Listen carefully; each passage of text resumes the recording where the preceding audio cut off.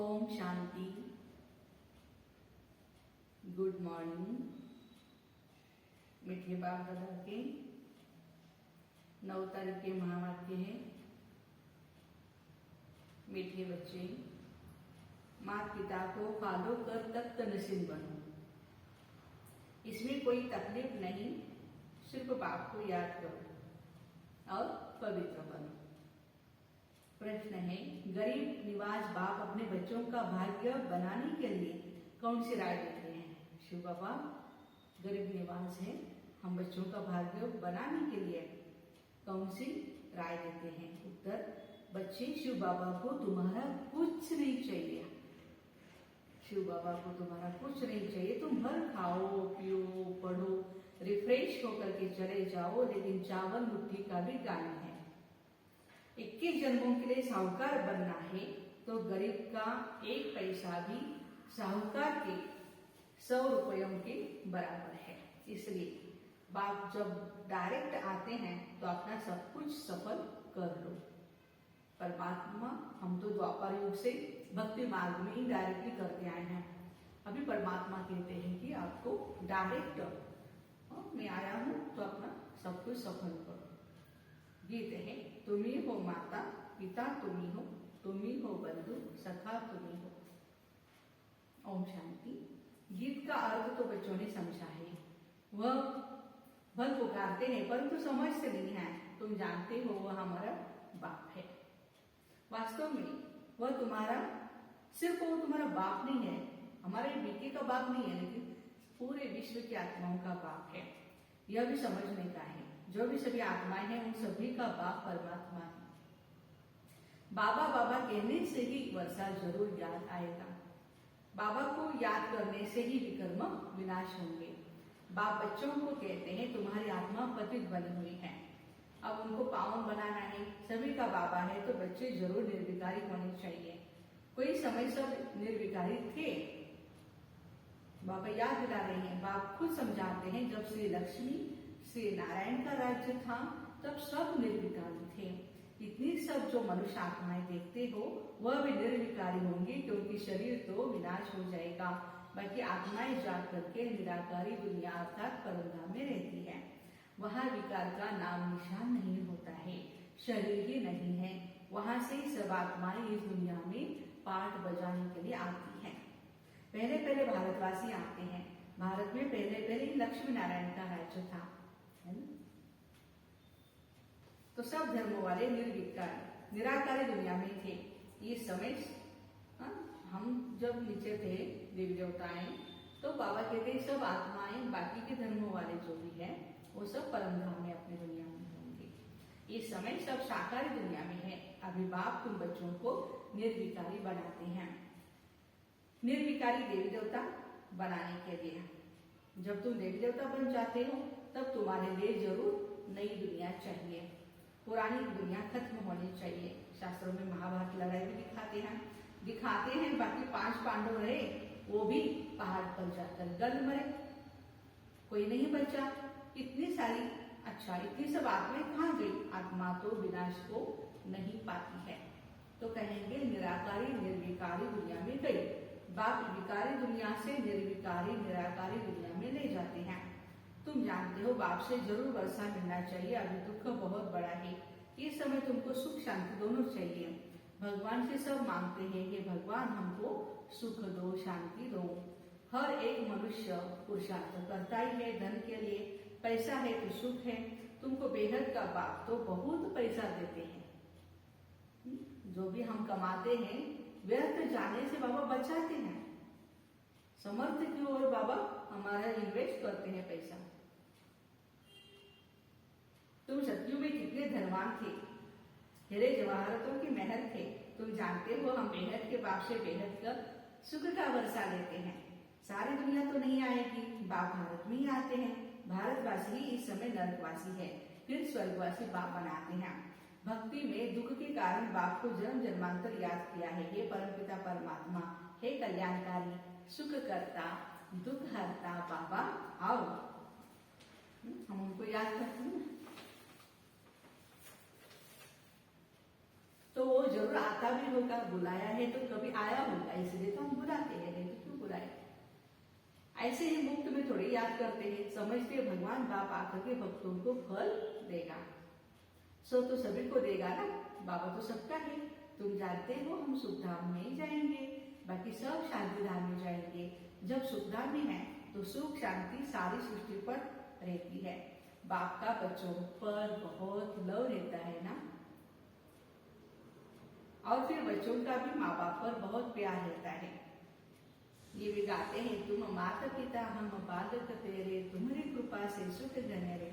जिस्मानी माता पिता होते हुए भी ये गाते हैं, तुम माता पिता परमात्मा के सामने जाके, तो मैं माता सुपिता स्वमेव, तुम्हारी कृपा से सुख घनेरे। लौकिक माँ बाप के लिए तो ऐसे नहीं कहेंगे, ऐसे नहीं गाते हैं, पर वह भी बच्चों को संभालते हैं, मेहनत करते हैं, वर्षा देते हैं, सगाई कराते हैं, फिर वे सुख घनेरे पारलौकिक माता पिता ही देते हैं। अभी तुम हो ईश्वरीय धर्म के बच्चे, वे सब है आसुरी धर्म के बच्चे। सत्युग में कभी कोई धर्म के बच्चे नहीं करते हैं, वहां तो सुख ही सुख है, दुख का नाम निशान नहीं है।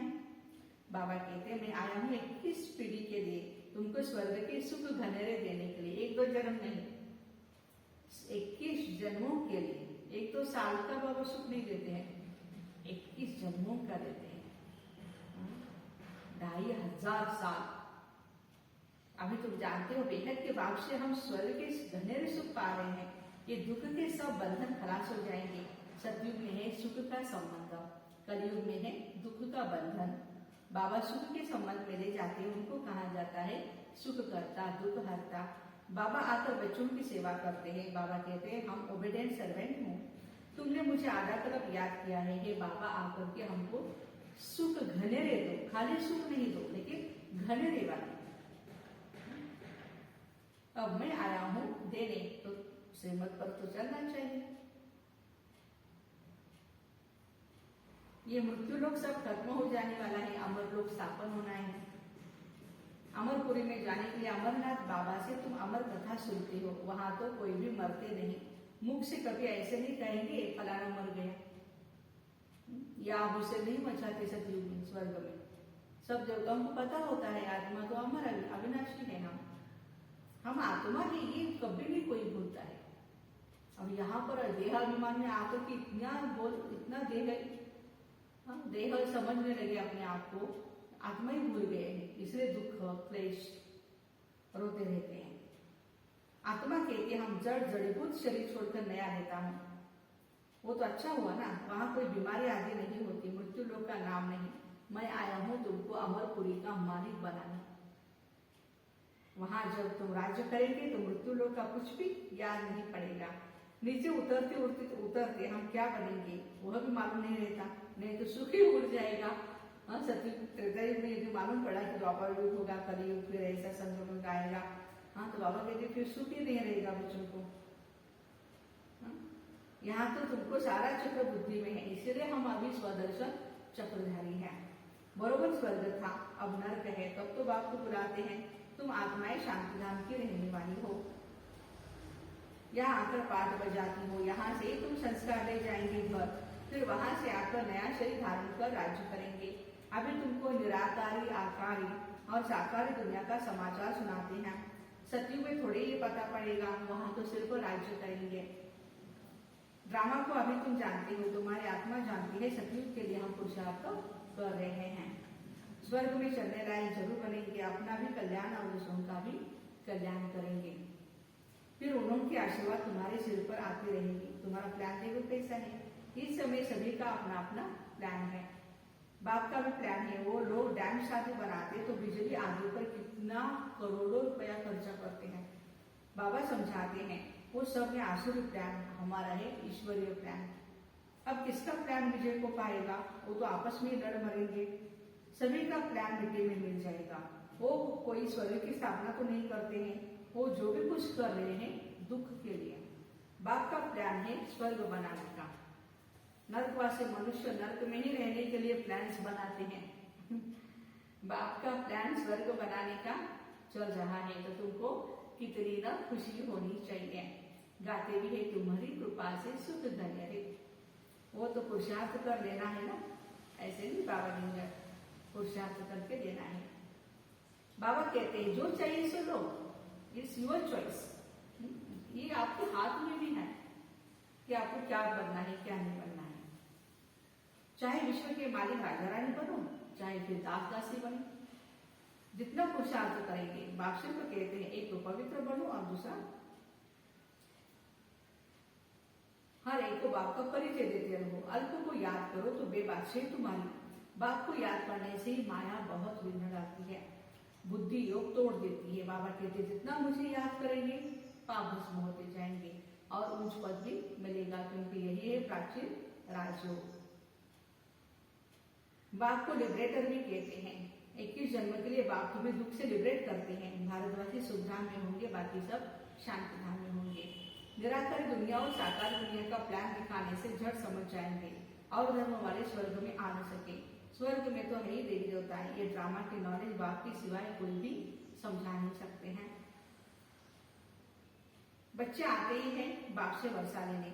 सुख घनेरे तो है ही सतयुग में, बाद में रावण राज्य होता है, उसमें होते हैं दुख घनेरे।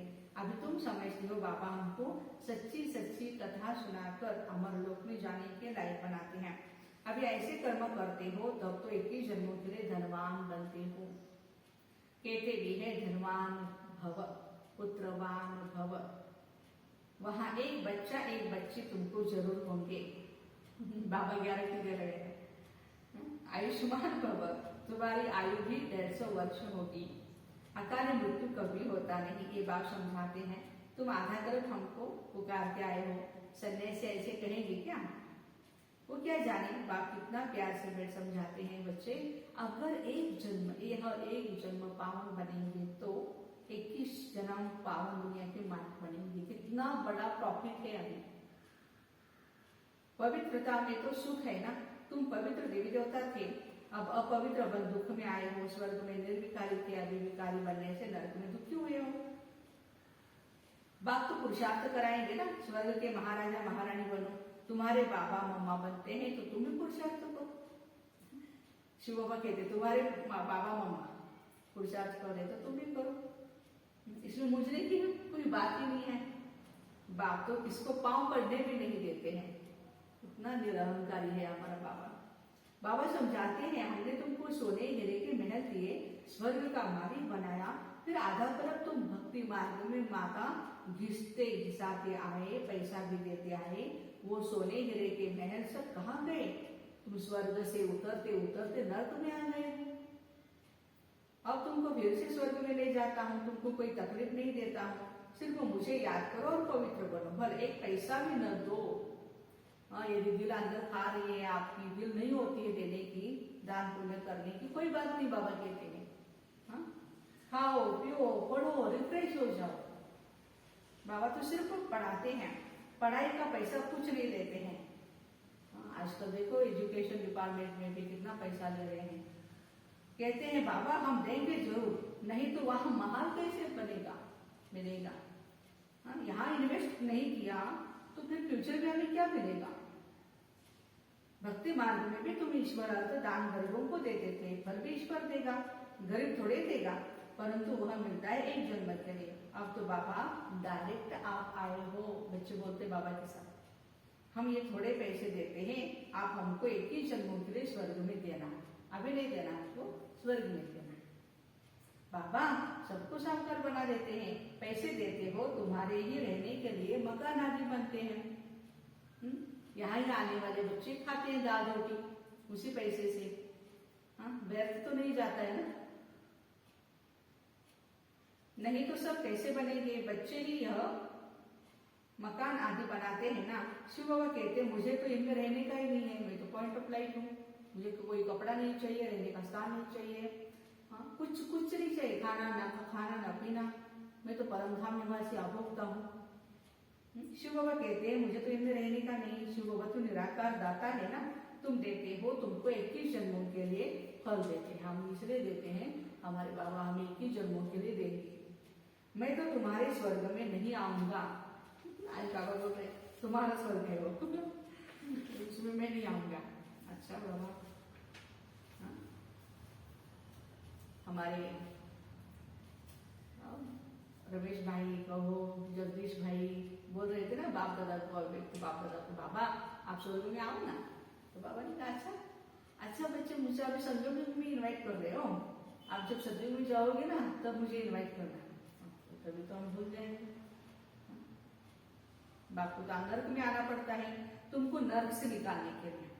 तुम्हारे गुरु लोग तो और ही दुबर में फंसा देते हैं, वे कोई सदगति नहीं करते हैं। अब बाप आए हैं पवित्र दुनिया में ले चलने, फिर ऐसे बाप को याद क्यों नहीं करते हैं? बाबा कहते कुछ भी पैसा न दो, सिर्फ मुझे याद करो तो पाप नाश होंगे और मेरे पास आ जाएंगे। यह मकान आदि तुम बच्चों के लिए अपने लिए ही बनवा रहे हैं ना, तुम बच्चों ने अपने लिए ही बनवाए हैं।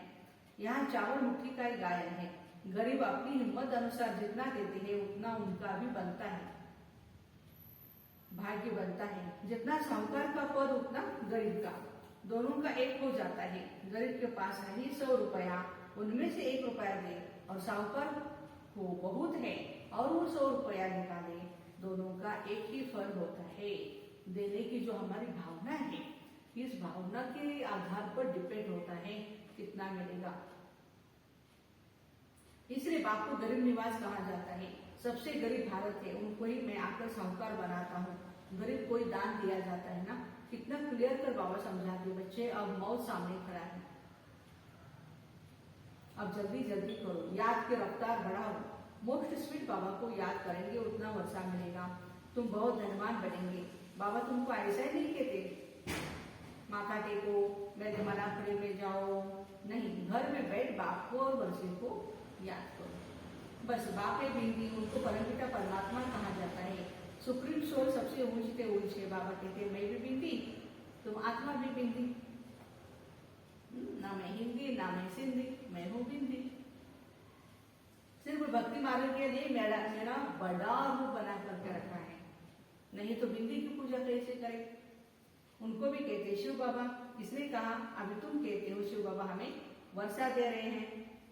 वंडर है ना, 84 का चक्र फिरता रहता है, अनेक बार तुमने वर्षा लिया है और लेते ही रहेंगे। कितना अच्छे की बाप बेट समझाते। अच्छा मीठे मीठे सीखे लगे बच्चों प्रति माता पिता बाप दादा का याद प्यार और गुड मॉर्निंग। रूहानी बाप की रूहानी बच्चों को नमस्ते। हम रूहानी बच्चों की रूहानी माता पिता बाप दादा को याद प्यार, गुड मॉर्निंग और नमस्ते। वाह बाबा वाह, शुक्रिया बाबा शुक्रिया। अब धारणा के लिए मुख्य सार है, मौत सामने खड़ा है, इसलिए अब याद की रफ्तार को बढ़ाना है। सतयुगी दुनिया में ऊंच पर पाने का पुरुषार्थ करना है, अपना और दूसरों का कल्याण कर आशीर्वाद लेनी है। पवित्र दुनिया में चलने के लिए पवित्र जरूर बनना है। वरदान है, नए जीवन की स्मृति से कर्मेंद्रियों पर विजय प्राप्त करने वाली मर्जीवा भव। जो बच्चे पूरा मर्जीवा बन गए हैं उन्हें कर्मेंद्रियों के आकर्षण हो नहीं सकती। मर्जीवा बने अर्थात सब तरफ से मर चुके हैं, पुरानी आयु समाप्त हुई। जब नया जन्म हुआ तो नए जन्म नई जीवन में कर्मेंद्रिया ही, कर्मेंद्रियों के वश हो कैसे सकते हो? ब्रह्मा कुमार कुमारी के नए जीवन में कर्मेंद्रियों के वश होना क्या चीज होती है, इस नॉलेज से भी आप पले रहो। शूद्रपन का जरा भी सांस अर्थात संस्कार कहाँ अटका हुआ न हो। आज का स्लोगन है, अमृत वेले दिल में परमात्म स्नेह को समा लो तो और कोई भी स्नेह आकर्षित नहीं कर सकता है। अमृत वेले शिव बाबा का स्नेह प्यार उसमें हम खोए रहे तो किसी भी देहधारी का स्नेह आकर्षित नहीं कर सकता है। अच्छा, ओम शांति। नवरात्रि की बहुत सारी शुभकामनाएं।